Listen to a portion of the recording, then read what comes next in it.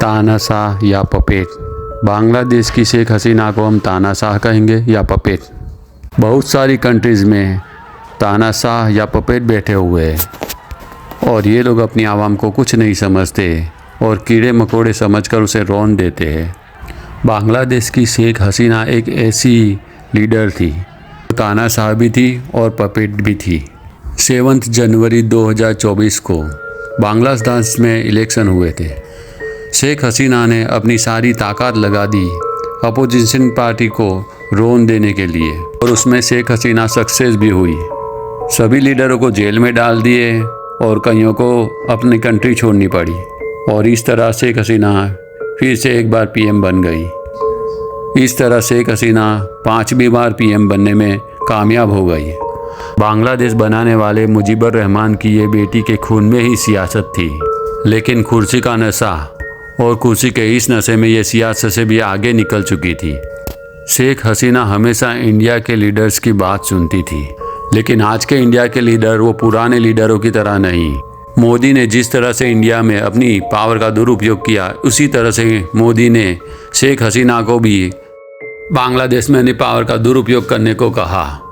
मोदी की बातें सुनकर अब ये शेख हसीना सा बन चुकी थी। 15 अगस्त 1975 को शेख हसीना के सारे ख़ानदान का कत्ल हो गया था। उसके बाद शेख हसीना बची हुई थी और शेख हसीना बाहर होने की वजह से बच गई थी और उसे भारत ने पनाह दी थी। तब से शेख हसीना भारत की पपेट बनी हुई थी, लेकिन तकदीर ने फिर हसीना को साथ दिया और शेख हसीना फर्स्ट टाइम बांग्लादेश की पीएम बनी जून 1996 में। अब ये बांग्लादेश में एक सियासत के तौर पर उभर रही थी, लेकिन इसकी यह हुकूमत 1996 से 2001 तक ही रही। उसके बाद उसकी अपोजिट पार्टी फिर रूल में आ गई और फिर से इसे 2009 में मौका मिला और ये फिर से 2009 में पीएम बन गई।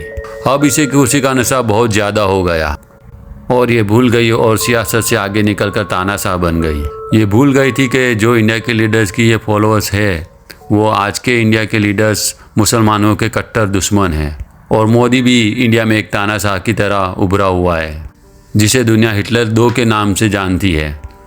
इसी मोदी ने 2002 से 2014 तक गुजरात में मुसलमानों का नरसंहार किया और गुजरात में अपनी तानाशाही से काम लिया और 2014 से 2024 तक पूरे हिंदुस्तान का तानाशाह बना बैठा है। जिस तरह मोदी ने अपने सारे अपोजिशन को ख़त्म कर दिया, इसी तरह से शेख हसीना को भी मोदी ने यही पाठ पढ़ाया। लेकिन शेख हसीना भूल गई कि इंडिया और बांग्लादेश में बहुत बड़ा फ़र्क है और वो है आवाम का फ़र्क। इंडिया में हिंदू, मुस्लिम, सिख, ईसाई, बुद्धिस्ट और तरह तरह के लोग रहते हैं, जबकि बांग्लादेश में 95% मुसलमान लोग रहते हैं। पाकिस्तान का वजूद और बांग्लादेश का वजूद इसी वजह से आया था कि इंडिया में हिंदू और मुसलमानों की हमेशा लड़ाई रहती थी। আমি অ্যাডভোকেট গোবিন্দ প্রামাণিক, মহাসচিব বাংলাদেশ জাতীয় হিন্দু মহাজোট। গতকাল বিকালে শেখ হাসিনার পদত্যাগের পরে এদেশের হিন্দু সম্প্রদায় মনে করেছিল যে তাদের উপর বিশাল একটা হামলা, লুটপাট ও অগ্নিসংযোগের ঘটনা ঘটবে। কিন্তু গতকাল বিকালেই বিএনপি এবং জামাতের নেতারা তাদের নেতৃবৃন্দকে হিন্দুদের বাড়িতে হামলা, লুটপাট, অগ্নিসংযোগ যাতে না হয় এবং প্রত্যেক মন্দিরে যাতে পাহারা দেয় সেই ব্যবস্থা করার নির্দেশ দেয় এবং গতকাল থেকে আমরা দেখেছি সেই পাহারা দিয়েছে। সাধারণভাবে হিন্দুদের উপরে বড় কোনো মন্দিরে কোনো হামলার ঘটনা ঘটে নাই।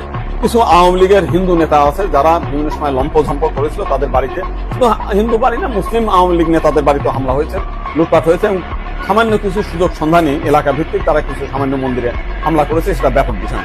কিন্তু আমরা দেখলাম যে ভারতের রিপাবলিক এইটাকে নিয়ে ব্যাপকভাবে রুমার ছড়াচ্ছে, নানান কিছু মিলে উদ্ভট কথাবার্তা বলছে।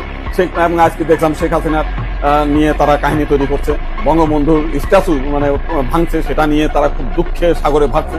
আমার এক সাংবাদিক ফোন দিয়েছিলাম, তাদের বলেছি যে আপনারা যদি শেখ হাসিনার জন্য যদি এত কান্না আপনাদের মধ্যে আসে, তো শেখ হাসিনা ভারতে গিয়েছে, আপনারা ভারতের প্রধানমন্ত্রী নরেন্দ্র মোদীকে সরিয়ে শেখ হাসিনাকে আপনারা প্রধানমন্ত্রী হিসেবে ঘোষণা করেন, সে ভারতও রক্ষা করতে পারবে, আপনার 7 সিস্টারও রক্ষা করতে পারবে।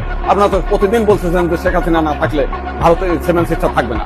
এইবার আপনাদের একটা বিশাল সুযোগ আছে, আপনারা শেখ হাসিনাকে ভারতের প্রধানমন্ত্রী